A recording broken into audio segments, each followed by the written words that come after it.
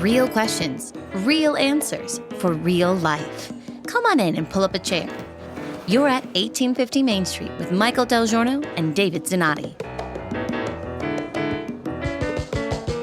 The conversation about trust in post-COVID America continues. What are the consequences, and how can we rebuild trust with one another? Okay, more coffee, more trust questions. We have trust issues here. I'm going to tell you that I lost a tremendous amount of trust in people in the political arena. I particularly lost a tremendous amount of trust in two governors that we were working with, and hope someday to continue to be able to work with. Now, again, as a nonpartisan organization in the field of public policy, we don't work for political parties and we don't work for candidates, but we do serve people that are in elected office who are looking for help if we can be helpful to them. And we've been at it for 43 years. How'd that go for you? Well, I tell you, we were able to have the conversations and we were able to part company on the issues. It wasn't personal, but it was the issues, and it was a tremendous disappointment. I saw that Governor Mike DeWine, I knew what he was reading. I knew what he was doing on his interviews. I read the interviews that he gave to people right from his own kitchen, sitting at the kitchen table as COVID unfolded, and I knew the books that he was relying on and the narrative that was in his mind. And we did everything we could to try to explain to him that COVID was not the Spanish flu, but he would never come clean of it. He could never get out of the narrative of John Barry's book on the Spanish flu, on the great epidemic. He was unable to walk away from that. He believed that we were going to go down that same situation again. And of course, it proved to be abysmally incorrect, but he never was able to change. And that was tragic. And I saw what he did to businesses, to schools, to churches. And in every case, he was denying each time he was doing it. But most significantly, I watched him literally break the law in regards to changing elections in the state of Ohio. He literally, by executive fiat, canceled a primary election date and rescheduled it by himself. That is wrong at so many levels. And he got away with it. Potentially should have been insurrection, but it was never charged. It was unbelievable, and he got away with it. The other one was Bill Lee in Tennessee. Yeah. I remember the day that Bill Lee said that he had been monitoring the people movement in Middle Tennessee. Now, you and I know Bill Lee, and you've spent more time with him than I have, but there's no way you could say he was anything other than a friend.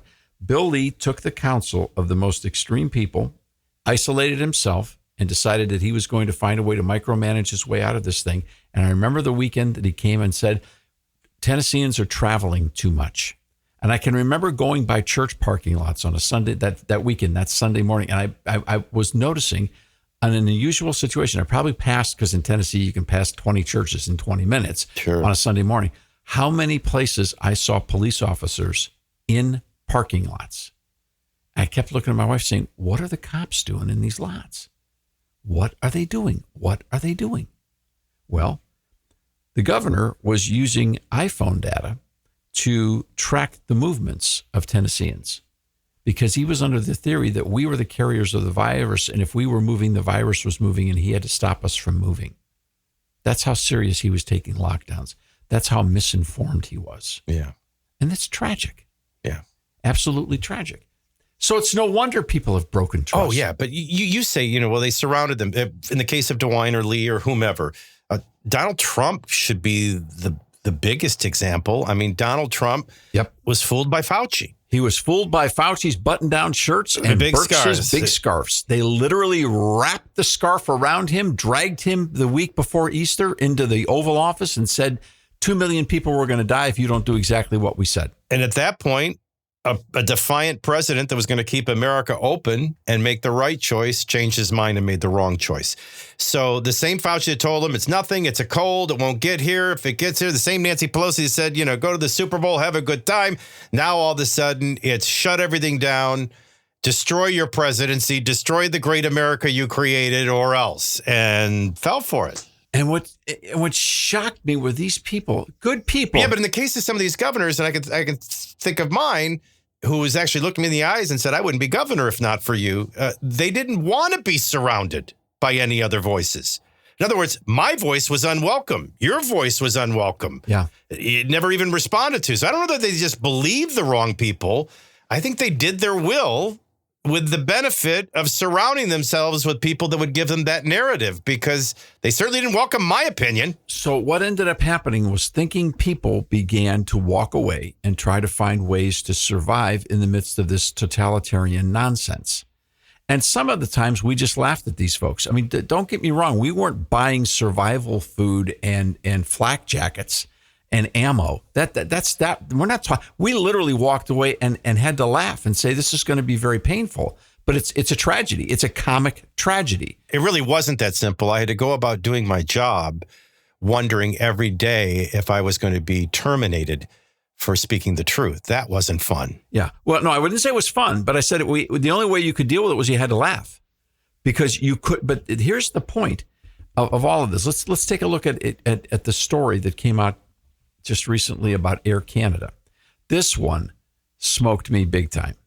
Okay, because one of the things that happened in COVID was the notion that authority must be obeyed no matter what, no matter if they're wrong. You must comply. And no matter who decides they're the authority that day. Yes, you must comply. I had a hostess at a restaurant who took on that authoritative position. Honestly. And you saw people that suddenly were bossing people around, and the whole concept of respect for the individual. Gone. Now, Customer's always right. Gone. Yeah. Waiters and waitresses will show up for work. Gone. It all fell apart, and people began to be dealt with like objects. So now this was 2020, 2021, 2022. Now you come up to a story in 2023, just the recent story. 4 stories from right now. Yeah. And two women, grown-up adult women, were trying to get on their seats on an Air Canada plane to fly. They had a 5-hour flight ahead of them. They had done everything right and nothing wrong. They got to the aisle. They tried to sit down, and the seats were soiled with vomit. Fresh. Someone had attempted to clean it up. It wasn't completely cleaned up. It was there. It was a living biohazard. I was gonna say, you know how we know it wasn't cleaned up? Because they put perfume. First, they put coffee grinds in the seat in front of them so that you would smell coffee grinds instead of vomit. And then they sprayed perfume. Rather than, delaying the departure, sanitizing this biohazard, which should have been done by Air Canada, they're going to disguise it with perfume and coffee and then force 2 women to sit in it for 5 hours. And the women were actually trying to abide, to use Fauci's word, or comply. They were trying to do the right thing. They asked, could we have blankets to at least sit on? Could we have this? Do we have that? Well, the flight attendants got a little bit testy and fed up. And they said, look, we don't, here it is. Remember, the computer tells us every seat is sold. There's nothing we can do. We can't move you. You have to sit here. Then here comes the captain. The captain comes down the aisle and tells these 2 women, you either sit down and fly, or we take you off the plane. You pay for your own new arrangements, and we place you on the no-fly list, so you'll never fly again. Actually, can I correct you? Mm-hmm. He came and gave them 2 choices. There was no choice to stay.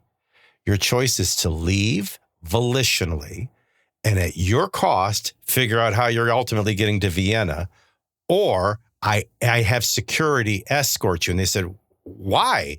And he said, because you were disrespectful to the flight attendants. He had already determined. Security did take them. Yeah, and then ended up taking him. But yes. I'm telling you, the pilot was the worst. Yes. The airline was second, although the airline came forward and said, this is not how this should have been handled. Yeah, so what? Okay. What? Yeah. And how do you fire everybody in an airline? If your people are so poorly trained, but on top of that, if you have people that are so insensitive to humanity, see, that's the corrosion. Oh, yeah. I just want you to know that the flight attendants was, you should be sitting in vomit for 5 hours, someone else's vomit. That was a legitimate solution for them, and then ultimately, begrudgingly, brought them a blanket to sit on. When the pilot came out, it was you leave volitionally, and at your expense, figure out how you're getting to Vienna, or security's going to take you off in handcuffs, and you're going to be placed on a no-fly list. I mean, worse and worse are here, Dumb and Dumber. The disrespect that COVID accelerated in our culture to where people are now objects to be moved around by force. And must do what they told. And the concept of do unto others as you would have them do unto you. I mean, the right thing to have said, Captain, here's an idea. How about you sit in the vomit for 5 hours? We'll find somebody else to fly the plane, and I'll sit up in your seat. What do you think? I'll take the jump seat, Captain. You can sit back here. You see, because because he's a special person. He's more important. The more important people now are the people in power. It's no longer a concept that power is a pathway of service. Now it's power for power's sake. No, power is control. Yes, it's control. Yeah, no, it's power for control. Power is control.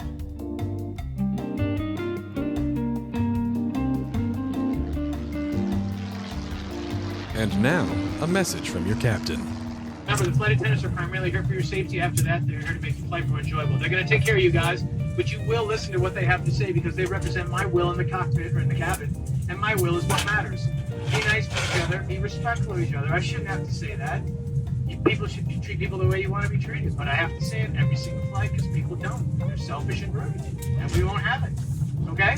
Stow your stuff. Get it out everybody else's way. Put your junk where it belongs. Everybody a pig for a space. Don't lean on other people. Don't fall asleep on other people. Don't pass out on other people or drool on them unless you've talked about it.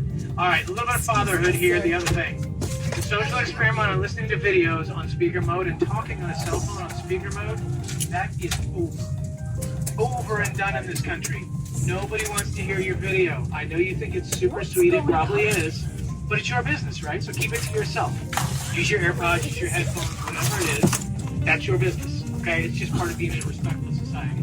Middle seaters, I know it stinks to be in the middle. Raise your hands. Raise them up. Anybody in the middle? Like 5 people. Yeah, right. That's full. All right, nobody's listening. Fine. You own both armrests. That is my gift to you. We hope you enjoy your flight.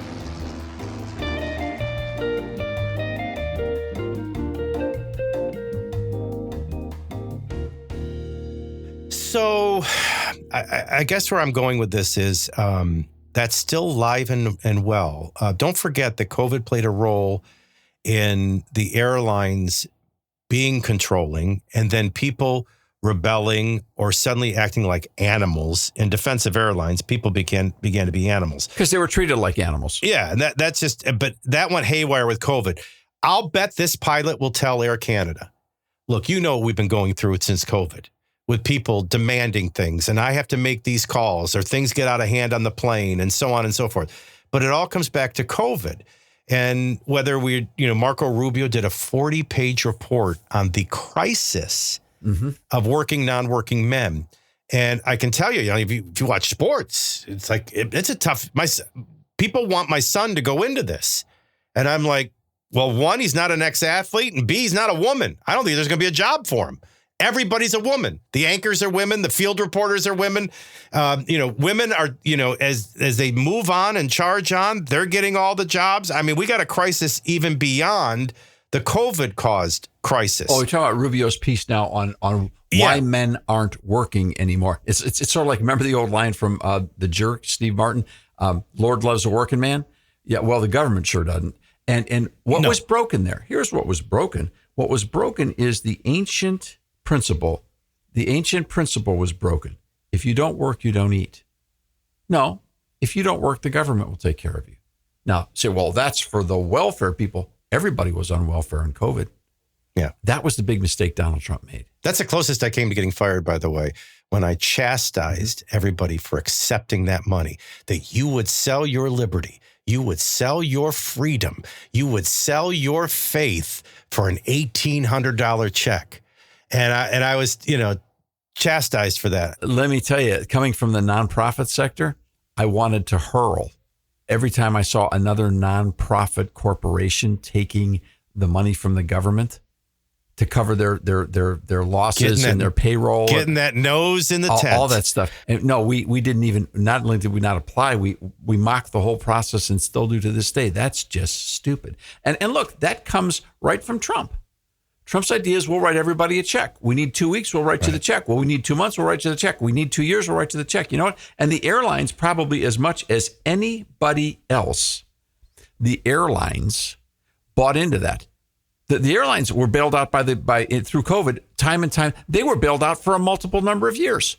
So where's their appreciation? No, sit and vomit. Thank you very much. Or how about when the minute we started traveling again and felt safe to travel again, they started jacking the rates through the roof, and then the energy rates kicked in. But my point was going to be, it's very simple, that COVID is a big part of that. Sure. But there are some other aspects that are in the Marco Rubio 40-page report, but not to be lost in all of that is there is a threshold. I can't remember, and I'm going blank, and I'm stalling trying to remember. But, the older I get, the more it's like playing password with myself, trying to remember. Somebody did a video that I watched on how you keep the poor, and it was a very, very wise, brilliant investment guy, and he was just shooting straight. And when you reach the threshold of where you get about 70% of your life free, you won't work for the other 25, 30%. Sure. And that's what they did with COVID. It's abundantly true. Thomas Sowell's done work on that. Dr. Yeah, it was Allen Thomas Sowell. Thank you. Dr. W.B. Allen's done work on that. And the whole. And there was so much of this in this Rubio report. Yeah, and so here's what that looks like. And everyone knows that if you've got a person that, let's say, has been living, wants to return to the workforce, they've been living with government services and entitlement checks and other things, you want to bring them in. Right now, if you take a person in America right now and try to bring them off of the government paying for their world, their economic world, and bring them back into the private sector, you have to pay that person somewhere between $60,000 and $70,000 a year. They're not coming out of that world for a minimum wage job. No. Now, that is a pathway to permanent bondage. Exactly. On both sides of the equation, for the person who's trapped in it, and then for the people who have to pay for it. I want to talk about getting back to the root problem, because for some reason, attendance is optional in education, and the numbers bear that out. Work is optional. What happened? You got to work if you want to eat, if you want to have a roof over your head. Suddenly, it's optional. This control continues. This fear continues. And if we break it all down to mistrust, I get that. But moving forward, how do we understand this, and how do we get beyond this? That's such an important question. And I want to share a personal story about, because I think it shows that more was revealed than actually achieved through COVID. And until we deal with what was revealed, there'll just be another COVID or another something like it that'll be weaponized. So I look back at COVID two ways, one professionally and one personally. Personally, I can tell you COVID had no effect on me and my family. We were all locked in place. My kids were all thrown out of school.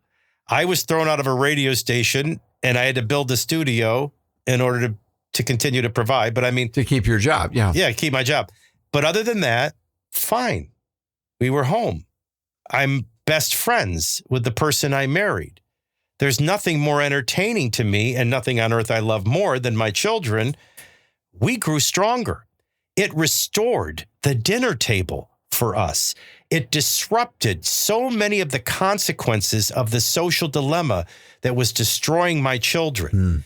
I look personally at COVID and say, it made my marriage stronger. It made my relationship with my kids better. We had a blast. We didn't lose a year and a half of our life. We enhanced it. We had our own little traditions that we created and we still talk about today. What should have been the nightmare of their childhood, I'll bet is the highlight of their childhood. I remember I told a story one time on the air. My dad sold our house before our new one was available, so we had to spend 6 weeks in an apartment complex. And I'm sure for my parents, that was a nightmare and a drag. For us, it was a blast. It was one of the most memorable 6 weeks of our childhood. And I remember think about how many things you and Vic broke. Oh, no, but I mean, we had a pond that we could fish and a whole new area to check out. And I mean, so not to make lemonade out of lemons, but I'm telling you, COVID had a bonding effect. Our strong family got stronger. Our affectionate family had even more affection and more fun. So why did the world respond so differently than what was happening in my home? And why is it still permanently there? And all I can think of is, well, I had a God and he was unchanged by COVID. I had a wife and she was unchanged by COVID. I had 3 children who were healthy and unchanged by COVID. My world was fine. Everything I was dealing with, and the only threat they could really amass against me was my job and providing for them. But other than that, there was nothing. But if you live in fear and you don't have a God, or if you live in fear and you have to trust because your own curiosity and understanding can't be satisfied through study and research, which is on everybody's phone if you wanted it, I guess you would be dependent on others or be dependent on government or just go with the flow and comply. I saw people on the right acting like idiots, people on the left acting like idiots. I saw people with no faith acting like people with faith. And it seemed to all come down to whatever they were walking around and getting away with broken in their life, they were the vulnerable ones. Like I always say, ignorance, appeasement, it's all bliss until consequence arrives. So unless Americans, remember what I said about all the broken trust, the one that's the biggest is with each other. I think that needs to be healed quicker than the government. I think this healing that needed to take place before COVID still needs to take place. Otherwise, COVID has just cemented a controllable nature that they've allowed to develop anyway. Let's take, we looked at the Rubio scenario where he's saying that the concept of the principle of you've got to work to be able to eat, and if you don't provide for your own family, you're worse than an infidel. Right. Those are principles that have been in our culture for a long, long time. The government stepped in and said, well, maybe not. Now, the trust that's broken in regards to education, which is the driving power behind the absenteeism. The teachers' unions have lived in the shadows for a long, long time. They're there, and they are a shadow form of government. You go to any state house and watch what happens when the teachers' unions lobbyists show up at a meeting. Everything changes because they are, whether it's a right to work state or not, they are a very, very powerful force. And what did we discover? One, parents discovered, oh my gosh, there's a union and they're very powerful because they're the ones that kept the schools closed. They didn't want to go back to work. All right. Yeah, but they went too far when they said the kids belong to them. Then the next thing that happened was parents got to look and see what actually is being taught in the schools.